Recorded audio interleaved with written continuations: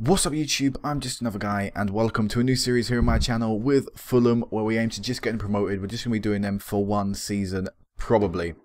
Now, I want to thank each and every one of you for commenting on my last A-Bar video, and I'm going to tell you that A-Bar did actually win. So you're probably wondering, why am I Fulham? And it's because I don't want to do A-Bar V2 whilst the beta is still out. The beta is buggy as hell, too many goals are going in, and as a team of A-Bar size, if we can keep a game 1-0, there's always that chance we can get a late goal and get a 1-1 draw. So I'm going to wait for the full release of the game to do A-Bar, because you guys clearly want to see that again, and I really want to do that again. So we'll wait for full game to come out. We'll finish this series up. The Gibraltar save will probably be going at that point, so you will probably see an alternation between A-Bar and Gibraltar at one point. Or Gibraltar is currently winning anyway. You can still vote on my long-term series save. I might as well whack that in the link as well. Still vote there. But yeah, I want to thank you all for the A-Bar V2. A lot of people put forward some great, great little comments. Pretty much some of them were saying, probably waiting for the full game. The beta is a bit buggy. Some people said, do Fulham now, A-Bar later. And as a result, overall, I could see A-Bar was wanted, but maybe not directly. Maybe right now. Maybe we'll do a new series, then we'll put A-Bar back into the back into another challenge, whatever. So, yeah, let's move on to Fulham now. I think I covered everything I wanted to right there. Yeah, I think I did. So let's move on to Fulham. So, reasons I chose Fulham is because it was the third most voted thing on my short-term series save. Originally, Blackpool was second, but FM Gaffer, or Gaffer FM, I think. Sorry, I have the wrong way around. He's currently doing a Blackpool series, so I decided, I don't want to do that. I don't want to still treading on his toes, so I'll do Fulham. So let's talk about Fulham quickly. They had the mega billionaire rich owner come in last season, or I think it happened last season, didn't it? I think it did. So last season, I think he came in, or like midway through the season before that. I can't quite remember the exact date he came in, but he came in and that promised a lot of money being pumped into Fulham, and a lot of money was pumped in, but there was a lot of poor decisions made by the board in terms of management. They got rid of that Michael Jackson statue. That clearly affected them in some way, shape and form. Obviously, I'm joking there. And overall, they struggled and got relegated. But Fulham have been lingering around the relegation zones for a few years. And if it wasn't for, Jimmy Bullard, Clint Dempsey and Roy Hodgson at one point, they would have been relegated. And a brilliant fight back, of course. I remember the exact year that was. I think it was like 2010 or no, it was before 2010. It must have been like 2008, 2009 maybe, because 2010 was what year they got to Europa League final, I believe. So clearly, Fulham, at one point they were a decent team, but things have changed, things have collapsed, and overall I think it was they brung in the wrong guy, Felix Marigat, whatever that guy's name, I can't remember his name either. That's quite poor, but again, Felix, whatever his name was, he came in, and I think that was the wrong choice of employment. Really, they didn't give Rene Menzegard, again, I can't remember his name, the ex-Man U assistant manager or goalkeeper coach, whoever he was. Yeah, they didn't give him enough time, and really, they sacked him at the worst possible point, because they'd already given him a transfer window, which meant the new guy coming in was just stuck with a squad that he hadn't necessarily affected or built. And all the problems just piled up on Fulham, and as a result, they ended up getting relegated. And they didn't change their manager, which I think was a very foolish point for a guy that probably knew limited about, or probably knew about the Premier League, but probably knew nothing about the leagues below. To keep him in charge, I think was a very, very foolish decision. They should have sacked him. Fresh start, fresh manager. They brought a new guy in. They had a lot of people, a lot of candidates open. To them, I think Malky Mackay would have been there. Of course, now he's with all the stuff that's coming out, obviously it wouldn't have been a great choice, but he could have been potentially one. There were a lot of good choices for people proven in the Championship to come in and take his place, but they didn't. They waited. Now Fulham are struggling in the Championship again, so I decided to take Fulham over. Hopefully we can do a better time, and they've got some great players at their team. We'll look at their squad right now, and that will take us on to the fixtures afterwards. They've got some real great players at their team. Scott Parker, I admire a lot. He is a very hard-working individual, and an example for many inspiring young players. And overall, with the Fulham squad that's around him, Patrick Roberts is there, George Williams, the youngsters are surrounded him in real life to hopefully look up to Scott Parker and emulate what an crazy, incredible career he's had. Through Chelsea, Charlton, Newcastle, been in the Premier League for so many years. But also, they've got other great players as well.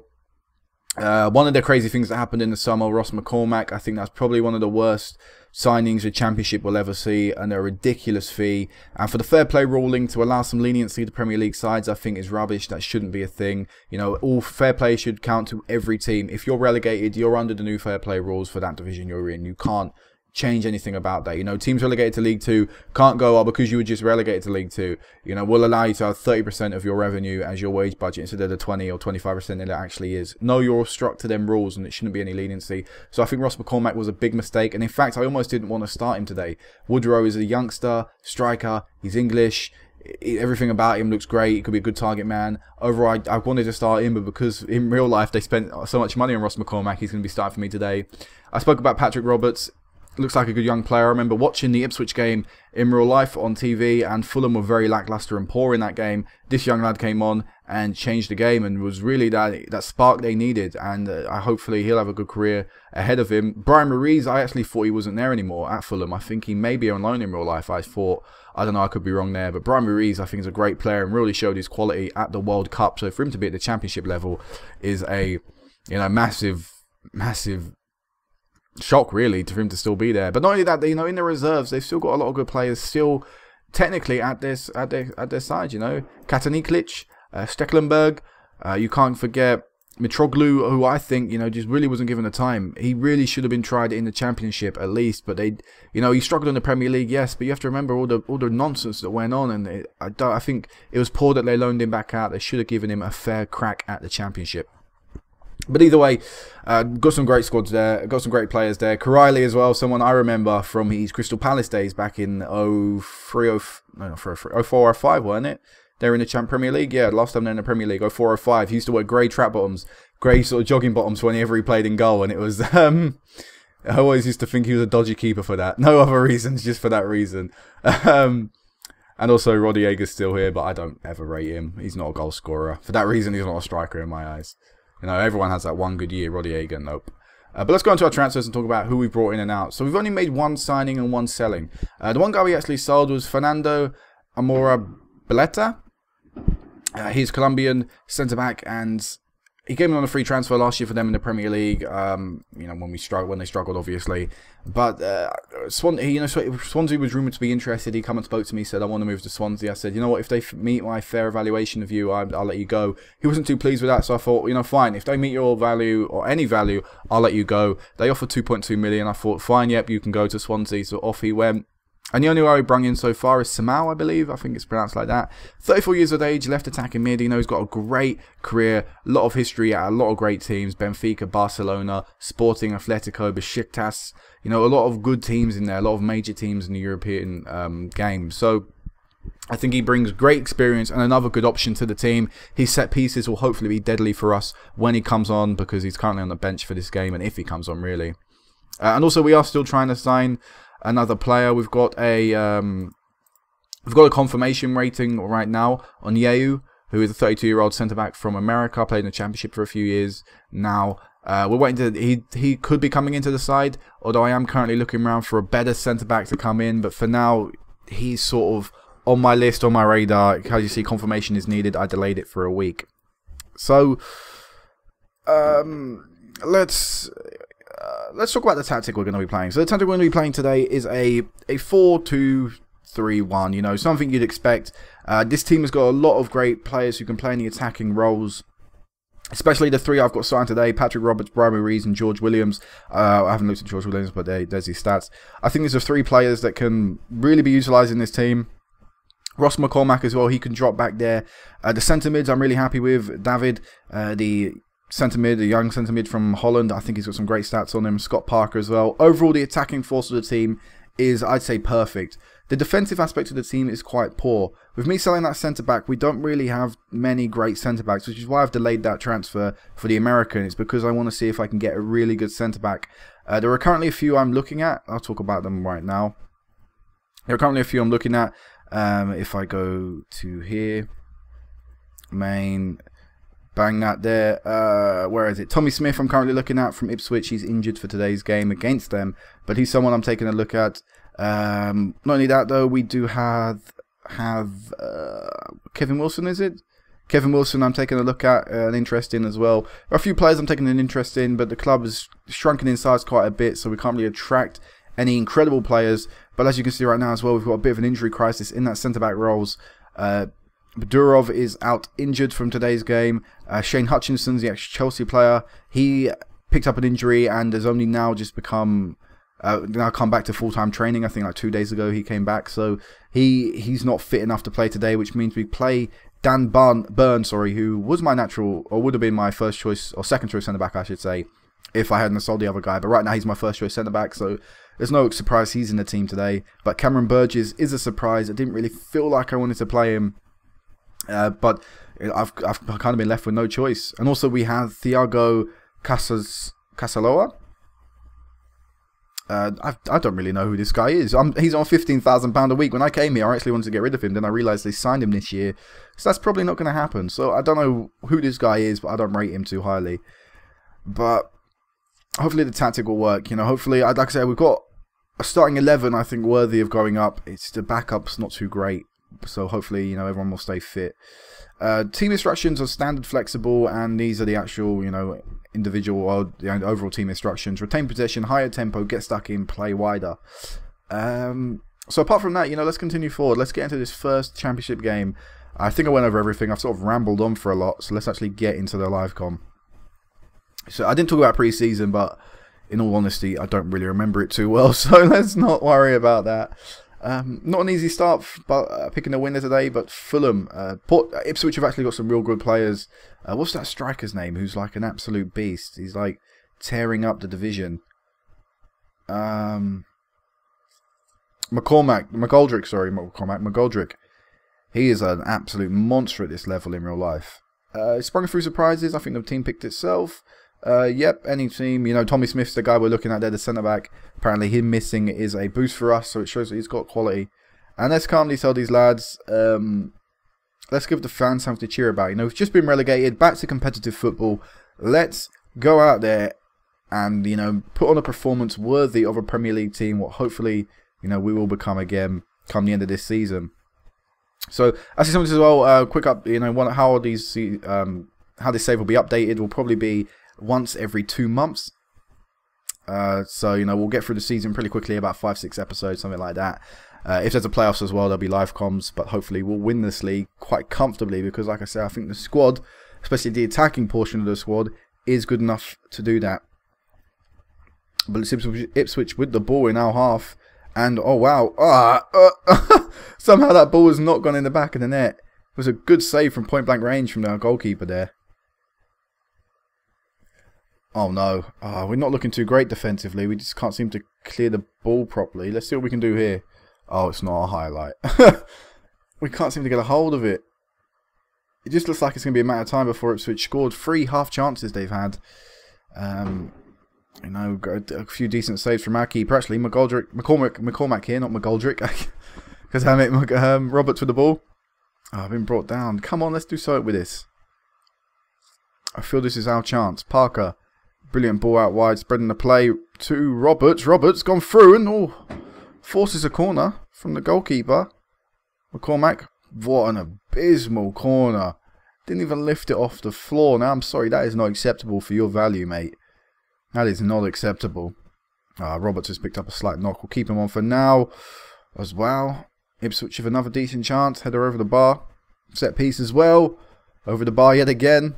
It's just Ipswich after Ipswich after Ipswich here. I think I've got extended highlights on. I do. I should probably put that down to key for you guys. I don't really need this. Keep Patrick Roberts on. I don't want him off the pitch.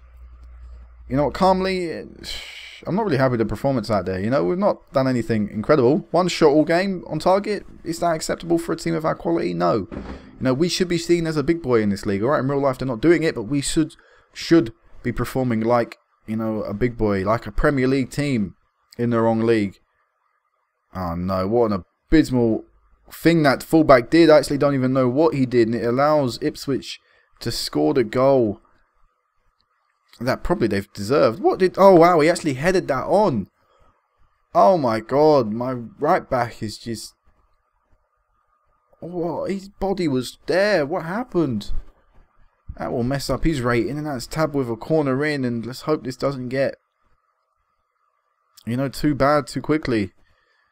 Good save from the keeper there, plucking it from a crowd in front of him.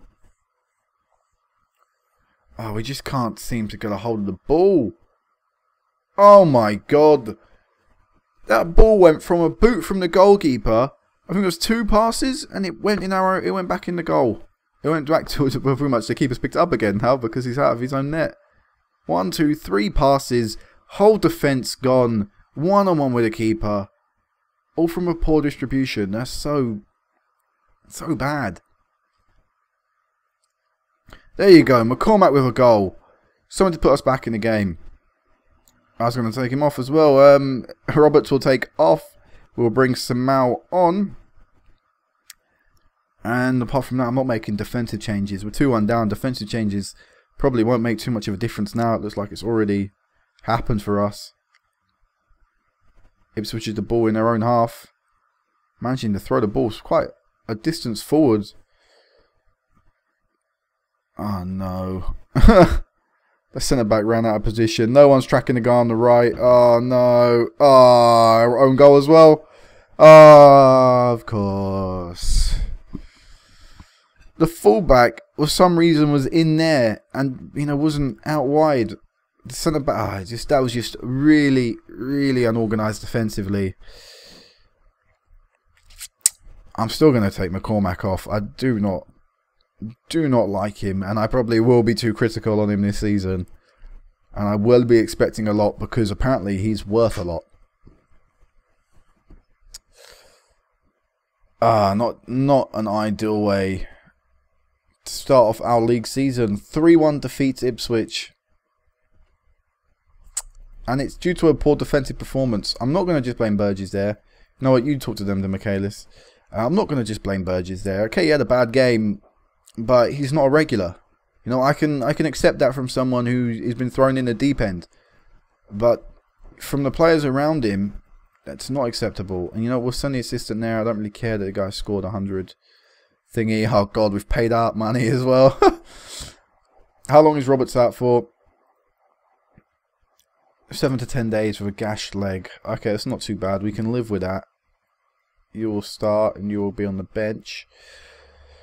Shane Hutchinson's will be on the bench as well, but I should be doing this off camera and I should actually be talking about when I'll be meeting you back next. So I said I'd do 2 months updates. So, month. 2 months. So I'll meet you back for the Birmingham game, which I think should be an easy win there. But looking at the fixtures we actually have, Millwall will be a tricky game. Wolves will be a tricky game. Derby will be a very tough game, especially away from home. The Cardiff match will be a good indication for us where we should be, because Cardiff are the team that, should be up there come the end of the season. Nottingham Forest will be a tough game. They're all tough games in the Championship. I can't really I can look at Birmingham and say that's an easy game. Maybe a bit disrespectful, but I feel I can do that with Birmingham. I feel I can do that with Bolton as well. But them 2 teams are pretty teams that we should be beating. But the rest of them have all got decent things about them that will all present problems to us. And we'll need to put a better performance than we did against Ipswich. It was bad defensively, but going forward we didn't really offer a lot either. So, this will be it for now, guys. Next time I will meet you back will be in that Birmingham game. So until then, peace out.